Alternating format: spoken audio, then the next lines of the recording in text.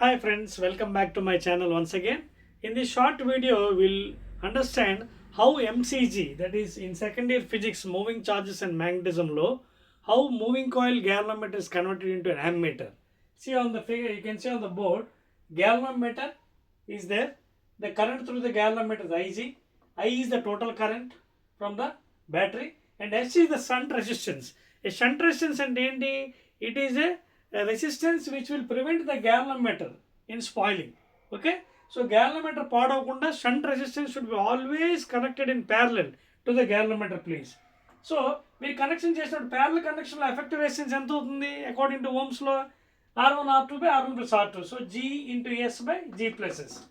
Now what is the total current flowing, total voltage according to Ohm's law? V is equal to IR.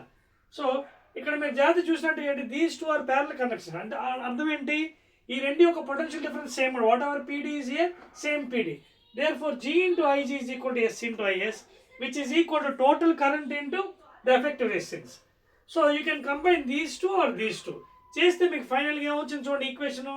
Suppose if I take these two, so G into Ig is equal to I into GS by G plus S.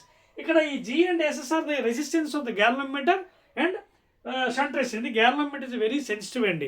It can measure the current around about nano amperes, అంటే 10 to the power minus 9 amperes వరకు చిన్న current కూడా find చేయగలదు సర్క్యూట్లో.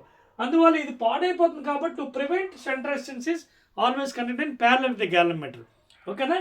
నా final ఏమైంది మనకి cancellation చేస్తే current through the galvanometer is given by total current into shunt resistance by G plus S, లేదా I by Ig is equal to G plus S by S.